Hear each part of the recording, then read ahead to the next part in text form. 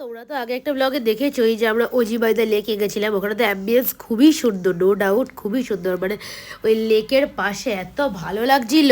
আর কিয়ান আর টিমের তো ওই দিন ফার্স্ট মিট।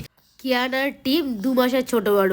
আর এটা হচ্ছে আমার friend Susmita, by the way ওকে বলা হয়নি, ওকে ও হচ্ছে আমার কলেজ ফ্রেন্ড, মানে আমরা কলেজ লাইফ থেকে একসাথে।